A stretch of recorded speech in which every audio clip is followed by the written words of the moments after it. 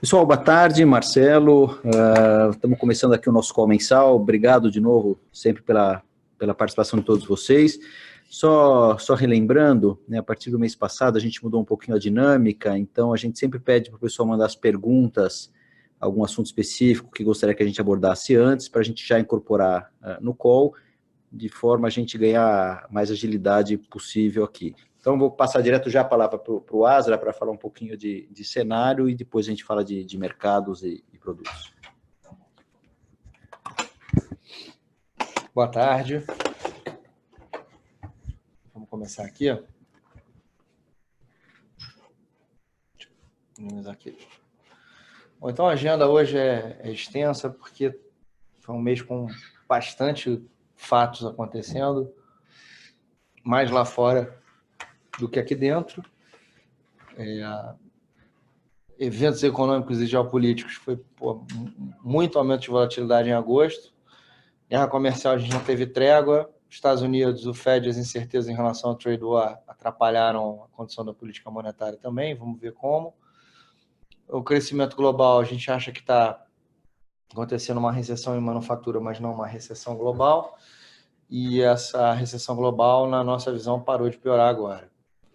O ECB deve lançar um novo pacote de estímulos em setembro, a gente deve ter o Brexit. E na Colômbia, o crescimento, na verdade, estava no potencial, mas faz uma revisão que foi dramática na série, nunca tinha acontecido uma revisão desse tamanho. No Brasil, o PIB do segundo trimestre afeta...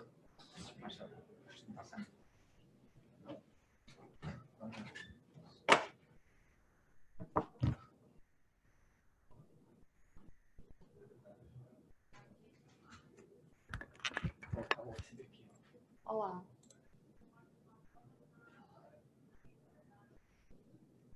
USB.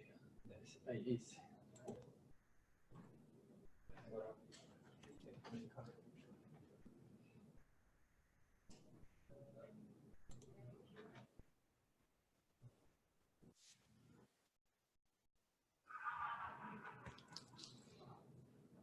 Acho que é o Marcelo começar de novo.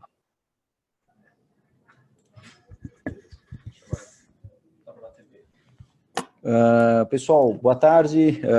Marcelo, obrigado pela participação de todos vocês aqui no nosso call mensal. Só relembrando, no mês passado a gente mudou um pouquinho a dinâmica, né? A gente tem pedido para vocês mandarem as questões ou assuntos que vocês gostariam de abordar especificamente antes, para a gente já incorporar no call e ganhar mais celeridade e tentar fazer alguma coisa mais objetiva. Então, caso algum dos assuntos não tenham sido abordados no call, a gente pede para vocês mandarem depois e a gente volta especificamente para vocês. Estou passando aqui diretamente para o Azra, para a gente começar já a falar um pouquinho de cenário e depois a gente fala de mercado e dos fundos.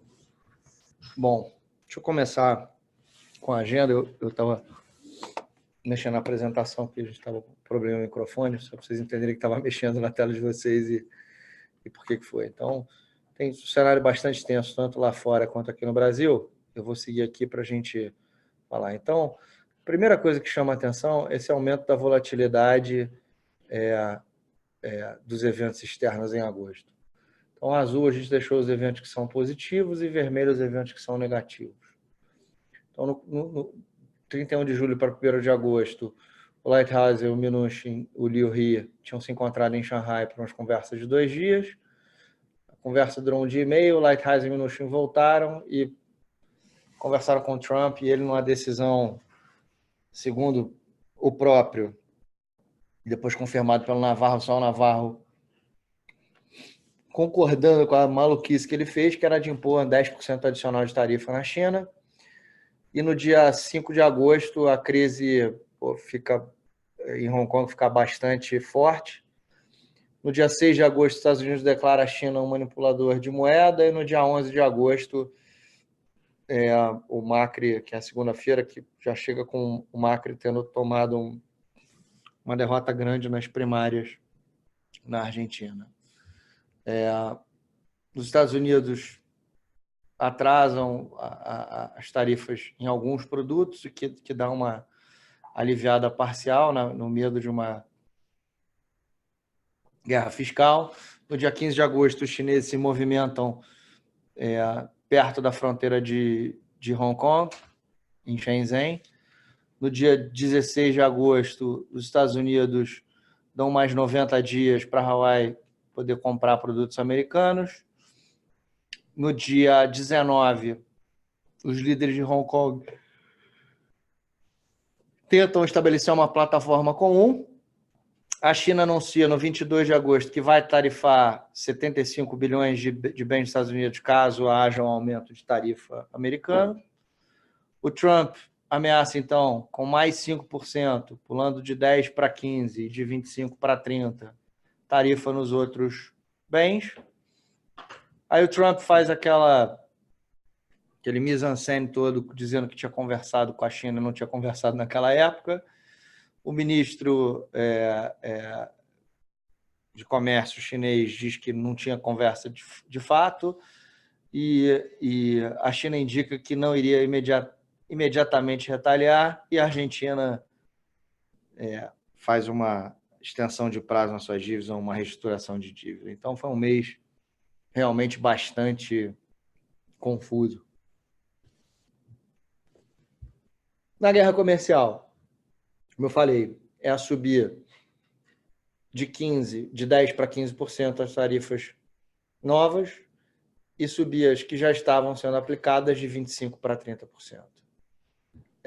Os americanos e chineses devem se encontrar em outubro. A esperança é que no dia 1º não se faça a implementação e que esse pré-acordo que estão falando agora consiga, de fato, acalmar os ânimos. Estamos torcendo. De novo, aqui é só torcida, infelizmente. A gente acha que não deve ter grandes avanços. Aí o Trump tem uma eleição pela frente, o chinês vai esperar, no mínimo, saber o resultado da eleição para fazer um acordo de longo prazo, eu acho. Então, eles podem fazer acordos temporários, pode não subir o tom, mas eu acho que até o final do ano que vem é difícil imaginar um acordo de longo prazo entre os Estados Unidos e a China. Importante lembrar que a opinião pública americana é absolutamente favorável para isso.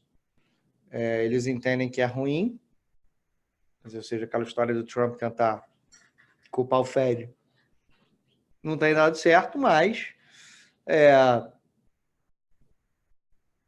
os americanos entendem que é um mal necessário. E a economia americana até agora não deu grande sinal de desaceleração. No dia 23 de agosto teve um split em Jackson Hole. A gente acha que parece que foi longe pra caramba, mas só tem 17 dias que aconteceu. A gente acha que o Trump achou que lá era um dia de decisão do Fed, ficou chateado do Powell não ter falado mais ou não ter caído a taxa de juros, mas obviamente ele não podia ter caído a taxa de juros naquele momento.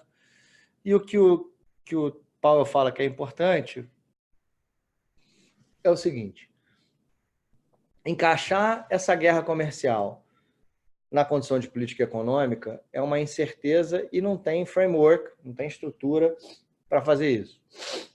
Não existe nenhum precedente para guiar nenhuma resposta de política, e o Fed não pode dar um livro de regras já organizado para combater o comércio internacional. Uma parte da leitura era que ele ia fazer qualquer coisa.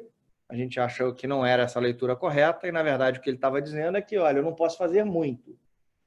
Eu vou fazer quando e se eu achar que isso vai impactar a economia americana. Para a gente ser justo, até agora está tudo bem com os Estados Unidos. Como é que está o crescimento global? Isso aqui é importante. Os PMIs são a linha azul, nesse gráfico, e a linha cinza é a produção industrial, a variação ano contra ano. Esse é o gráfico que todo mundo olha. Só que a produção industrial está carregando a história de 4 trimestres. Ela já tinha desacelerado bem. Então, todo mundo fica olhando para os PMIs, só que a produção industrial não caiu tanto. A gente não acredita que a produção industrial mundial vai para zero. Ela vai ficar aqui nesse patamar parecido de cá. Os PMIs estão mais pessimistas, mas eles também estavam mais otimistas ali no final de 2017. Quando a gente abre os desenvolvidos sem Estados Unidos, é uma queda muito maior. Os Estados Unidos caíram, a partir de abril, março. Abril teve uma queda grande, mas depois passou 3 ou 4 meses estável. E quando a gente olha os outros desenvolvidos, eles continuaram caindo. Então, paradoxalmente, estão sofrendo mais os outros emergentes e os outros desenvolvidos, e não a China e os Estados Unidos. Então, a gente entende que existe um fenômeno maior e anterior que está atrapalhando o crescimento da Europa, e que é intrínseco à Europa, e não um problema, isso é PMI, tá? É expectativa. Quando a gente olha para a produção industrial, a China tem crescido na faixa de 5%, e os outros países, o que está desacelerando são os desenvolvidos. Quando a gente olha os Estados Unidos, ele está crescendo a produção industrial na faixa de 1%, melhor, nem de perto foi a desaceleração que teve nos Estados Unidos em 2015 e 2016. É importante só frisar isso, tá certo? Existe uma percepção de crescimento americano muito pior do que a que está acontecendo. E a outra coisa curiosa é o setor de serviços. Não existe uma desaceleração no setor de serviços até agora. Tanto global, e o que a gente tem é, se o diagnóstico que a gente está fazendo, que o problema está na zona do euro, a resposta deveria ser alguma coisa, ou na política monetária ou na política fiscal, uma combinação de ambos, na Europa. E o que a gente está vendo, que eles estão dizendo, é que o Governing Council, que é o comitê, está determinado a agir e está pronto para ajustar todos os seus instrumentos como apropriado. Então, tanto o balance sheet quanto a taxa de juros. E tiveram alguns membros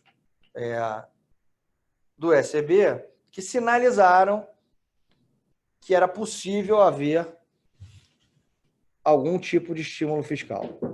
Estão falando em empresas estatais que seriam um parafiscal. Estão falando na Alemanha destacar uma parte.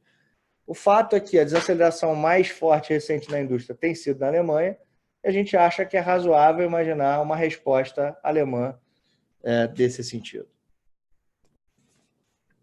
Do Brexit, a história está complicada. O Boris Johnson perdeu a maioria no parlamento depois de uma parte dos conservadores votar contra o governo. Ele teve defecções do lado dos conservadores. Ele queria fechar o Congresso e conseguiu, Câmara dos Lordes, mas antes disso eles disseram que não dá para fazer um hard Brexit, ou seja, ele vai ter que sentar e negociar e chegar num acordo, ou pelo menos propor para a União Europeia.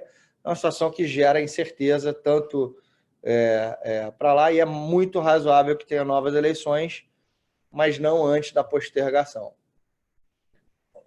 A Colômbia tem sido o último rock. Vários researchers têm sugerido que, inclusive, bancos centrais começaram a mudar. O JP Morgan deu um call agora que até a Colômbia tem que cair taxa de juros. O que aconteceu foi uma revisão dramática, se vocês olharem no PIB. No PIB. Desliga aí, Marcelo. No PIB no primeiro trimestre de 2019. A primeira divulgação tinha sido 2,77, ele foi revisado para 3,05. E no segundo trimestre, ele foi estimado em 2,96. Ou seja, foram 2 trimestres de 3%, e antes a gente tinha uma série que estava crescendo abaixo de 3%. Como o 3 era o potencial, a gente estava achando que o hiato estava abrindo. E o Banco Central, de repente, se viu numa situação onde não teve abertura de hiato, e a lógica que a gente tinha para essa posição era exatamente essa, que o desemprego estava muito fraco, o mercado de trabalho fraco, e que o crescimento não estava tão forte.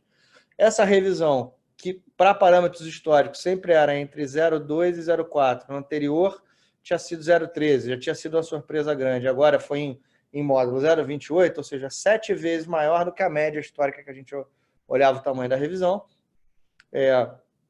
Então, as vendas finais domésticas no gráfico da esquerda só mostram crescimento, e no que a gente estava vendo antes, tinha uma desaceleração grande para baixo do potencial, e a gente achava que prospectivamente estava indo, que o Banco Central podia cortar a taxa de juros. Então, esse foi um susto grande de revisão. O Malan falava, né, que no Brasil até o passado era incerto, acontece revisões, mas foi uma revisão muito maior do que a gente achava razoável acontecer. Então, para o restante do ano, a gente espera estabilidade nas taxas de juros. O crescimento é baixo e o mercado de trabalho não dá sinais de aceleração, então a gente não espera alta de taxa de juros. E para 2020, a gente acha que com o mundo assim e com o aperto fiscal contratado, é difícil que o governo não caia a taxa de juros ou que não esteja alguma redução de taxa de juros no ano que vem. No Brasil, boa notícia foi o crescimento do segundo trimestre, 0,4% de crescimento, afastando o temor de recessão. Há 2 ou 3 meses atrás tinha a percepção que podia ser negativo. A gente ficou nervoso com isso, porque uma parte dos dados só saem quando sai o PIB. Aí os 2 dados mais importantes para a gente pensar em recuperação, investimento e crescimento são construção e o dado de investimento saíram melhor que o esperado. O investimento voltou a crescer, voltou para níveis de setembro, compensando a queda que aconteceu no quarto e no primeiro trimestre. Ainda, obviamente, é um crescimento muito baixo, a gente tem crescimento entre 0,8% e 1% para o ano. É óbvio que é muito pior do que os 2,5% que a gente imaginava no início do ano, mas não caminhamos para aquele meio ou para um PIB menor que meio que se temia uns 2 meses atrás. As condições financeiras continuam estimulativas, esse gráfico aí da página 21. As sondagens de conjuntura, construção super melhor, comércio 2 meses, 3 meses seguidos de alta, serviços subiu e estabilizou, e a indústria, que é o que a gente acha que tem mais a ver com a atividade, foi a que nunca caiu. Então, a gente não vê por que um crescimento negativo no terceiro trimestre, a gente acha que ele vai ser positivo, 0,2, 0,3, e isso aponta para uma projeção de PIB, como eu já tinha falado, na casa de 0,8%, entre 0,8% e 1%. O importante é que o year over year do quadrimestre vai estar em mais de 1,5%, e o quarto trimestre analisado já está crescendo a 2,5%.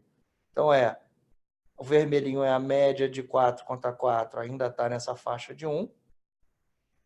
O year over year já vai estar rodando a 1,5%, e o trimestre analisado vai estar rodando acima de 2%, com potencial de 1%. A gente acha que é uma recuperação, não é uma recuperação enorme, não é uma recuperação super veloz, mas é, de maneira inconteste, uma recuperação.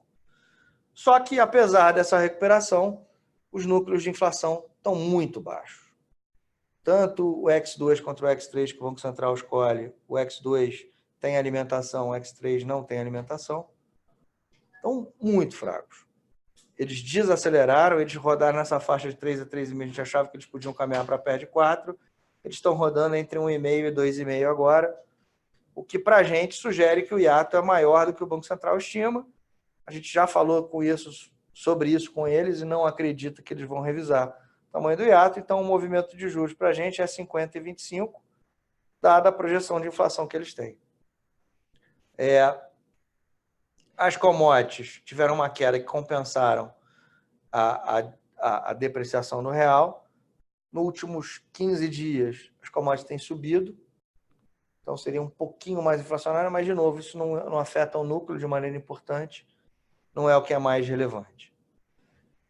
Então, qual é o cenário? O BC cortou 50, a gente acha que eles vão cortar mais 75, 50 na próxima e 25 na seguinte. A terceira reunião, que é essa que a gente acha que vem 25, não é impossível vir 0, nem impossível vir 50, mas a gente acha que mais provável é 0 do que 50. Mas o mais provável de tudo é, obviamente, o 25. Por quê? Porque é o que precisa para fazer a convergência. O Banco Central está olhando para a meta.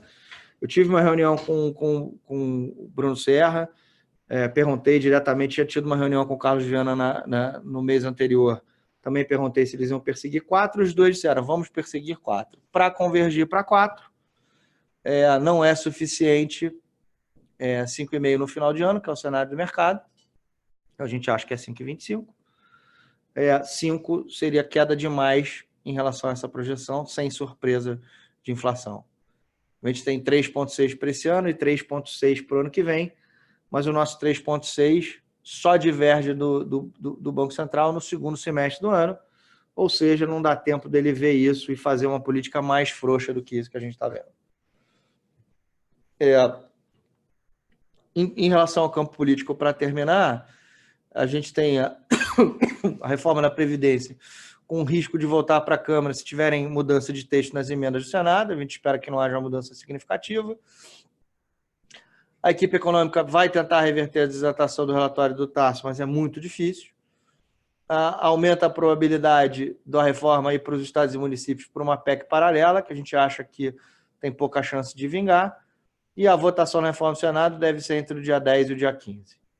Importante e relevante, a PEC do Pedro Paulo prevê mudança nas regras fiscais, coloca claro o acionamento de gatilho que hoje em dia não tem e tenta juntar as 3 regras: a regra de superávit primário, a regra de teto de gastos e a regra de ouro, né? A chamada regra de ouro, que é uma regra de endividamento. Então, essas 3, de maneira combinada, devem fazer parte de uma regra só.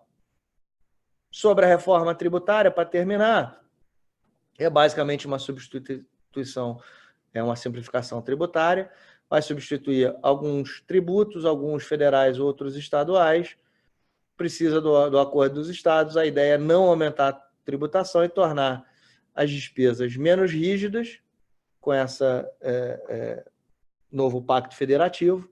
A gente acha que tudo isso vai caminhando devagar. E com isso eu passo a palavra para o Luiz Garcia. Okay. Obrigado, Alexandre. Bom, mês de agosto, um mês ruim. A gente, acho que já ficou bem claro aí pela apresentação do Alexandre, a gente teve um mês particularmente volátil do ponto de vista não de fundamento macroeconômico, né, mas de volátil de headline risk. Então, a gente viu um mês realmente bastante carregado desse tipo de coisa. Isso se refletiu basicamente na nossa movimentação de posição intra-mês, né, onde a gente começou o mês bem animado, né, vindo do mês de julho, onde a reforma da Previdência tinha passado muito bem, o trade war parecia que tinha atingido uma trégua, não se imaginava naquele momento nenhuma grande diferença nenhuma grande surpresa em relação à Argentina no curto prazo, Colômbia apontando para onde a gente acreditava, que era uma desaceleração da economia, enfim. Começamos um mês aí bem animados, aí, com uma posição bem voltada para o risco, e fomos surpreendidos aí, não só no início do mês, mas ao longo do mês todo, né? A volatilidade, por exemplo, do janeiro 21 foi uma volatilidade impressionante ao longo do mês, a quantidade de vezes que ele foi mexendo, né, 20 basis points para cima e para baixo, uma coisa realmente muito impressionante, sem contar o movimento do câmbio, né, que durante esse mês aí de agosto, antes da atuação do Banco Central, chegou a estar 10% de desvalorização no mês, então um mês bastante exótico, vamos dizer assim. Quase nada relacionado a fundamento macroeconômico, né? Então, a gente teve um mês onde a economia fez muito pouco preço, o que fez preço foram o político / geopolítico. Então, a gente teve um mês ruim, aí dá para ficar bem caracterizada essa nossa movimentação de posição, principalmente pela performance attribution da parte de juros Brasil, de Bolsa Brasil. Os outros aí, juros de América Latina, como já foi colocado, uma revisão extremamente surpreendente, out of the blue, aí, em relação à trajetória de crescimento da Colômbia, completamente na direção oposta ao que ela vinha apresentando. Então, também é um evento totalmente inesperado para o que a gente estava apostando. Então, assim, mais um mês de lições importantes, né? Assim, de tentar capturar essa questão da qualidade do risco, que é uma coisa que a gente fala, né? Quando o preço dos ativos se move muito em função desse tipo de variável, não tem muito o que fazer a não ser baixar o risco mesmo.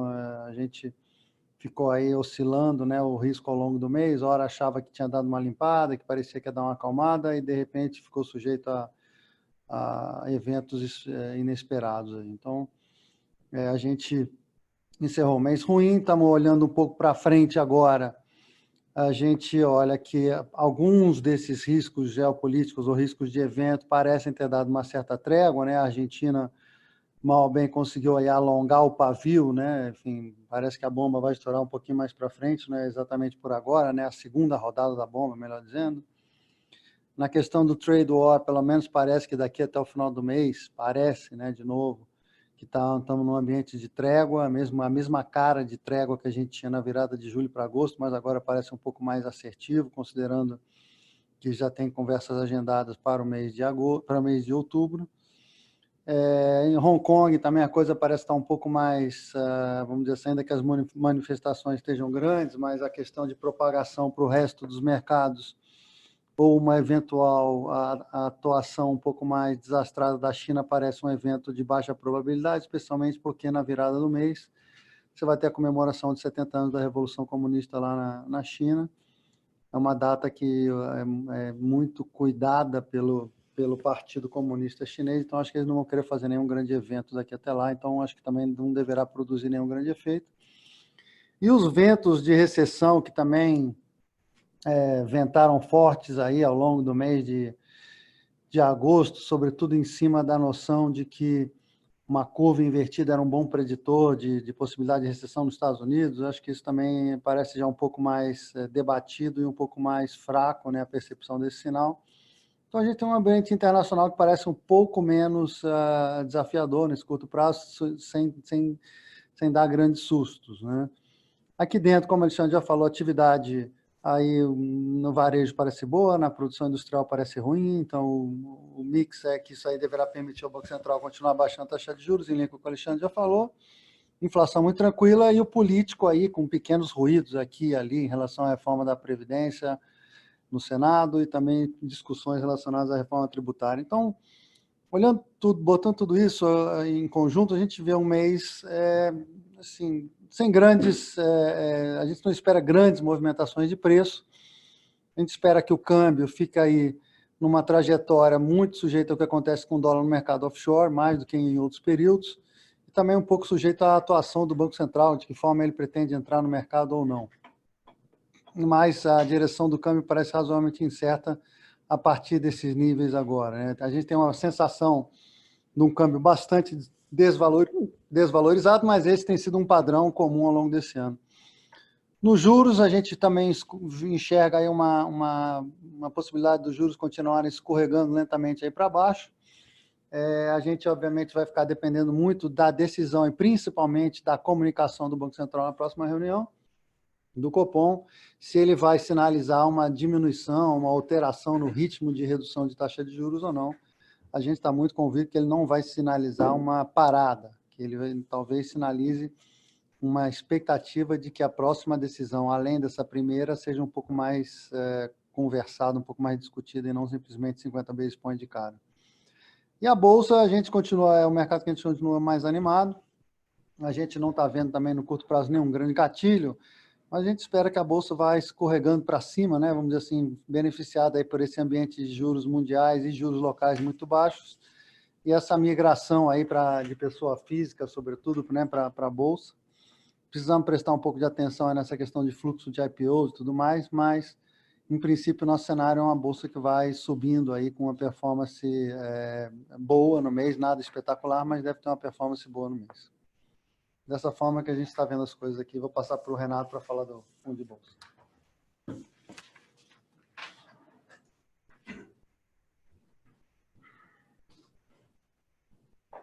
Boa tarde a todos. Falar um pouquinho de bolsa. Acho que parte de Bolsa Brasil, não diferente dos outros ativos aí de risco que o Azar e o Lag comentaram.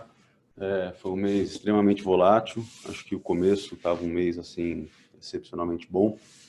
Depois você teve intramês um mês excepcionalmente ruim e acabamos fechando aí com um resultado razoável, né, dado as posições e os ativos que a gente tem. Então a gente conseguiu fechar o mês com 1,7 em relação 1,7% para cima, né? Uma alfa de quase 2,40 em relação à bolsa.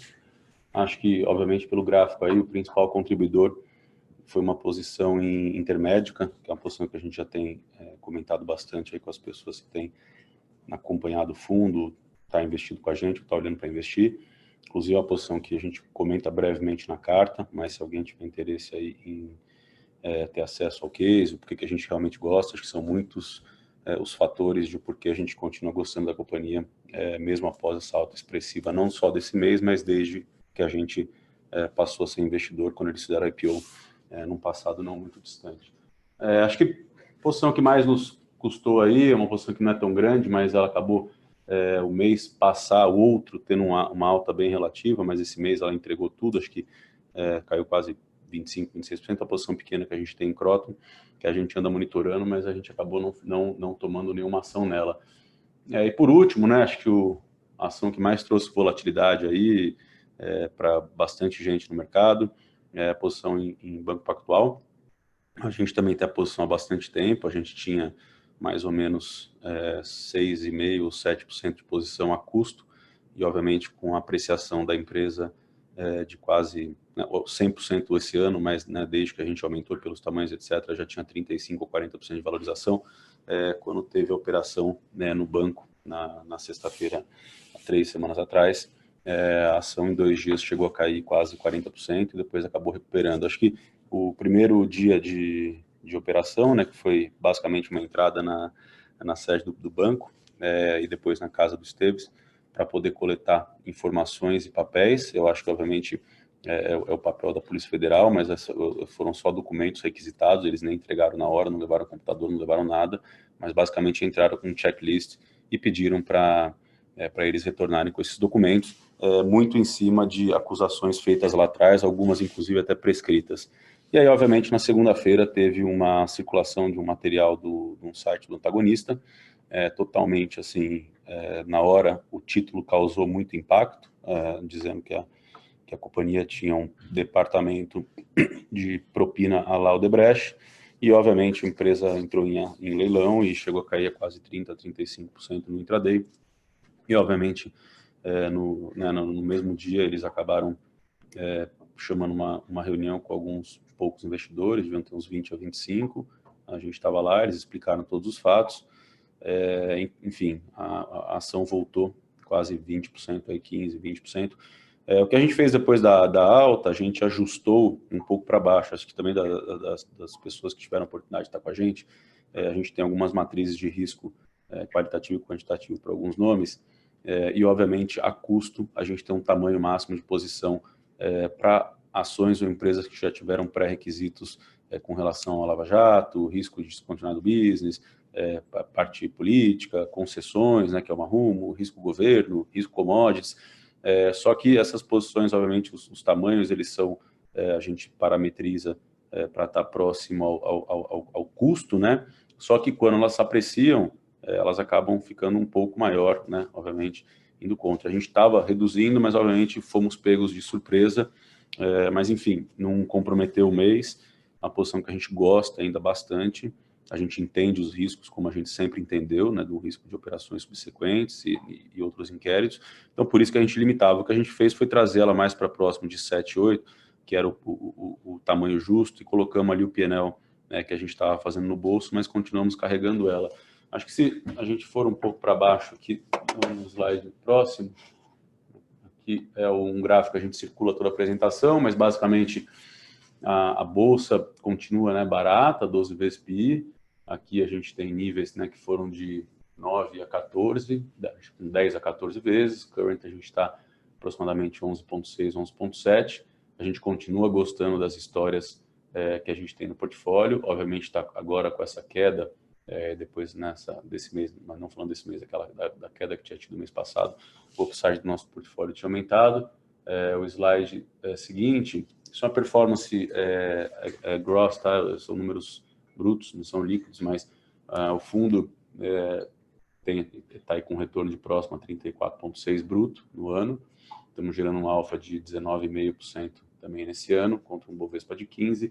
E, obviamente, vocês podem ver que os ganhos eles têm sido bem dispersos, tá? Então, a gente não tem tido nenhuma concentração muito grande em nenhum setor ou nenhum nome. Obviamente, isso mostra que a gente, obviamente, tem posições que andou muito esse ano, que é o caso até de BTG, que já está com 100% de alta no ano, uma Magazine Luiza com 42%, uma Intermédica, mas mesmo assim, as posições ponderadas pelo tamanho chegou a estar aí, e atingir essa rentabilidade do ano. É o que deixa a gente muito feliz, Esse mês a gente completa 2 anos de fundo, estamos próximo dos 500 milhões de reais, e obviamente quando a gente põe a divulgação dos retornos setoriais, nos mostra que a equipe toda está fazendo um trabalho muito legal e bem, né, acima das expectativas até que a gente tinha. Então, assim, tem sido feito um treinamento muito grande, inclusive até hoje, de a gente cada vez mais nos conhecer, né, pelos anos por vir aí, enfim, continuar tentando dar resultados próximos ou melhores que esse.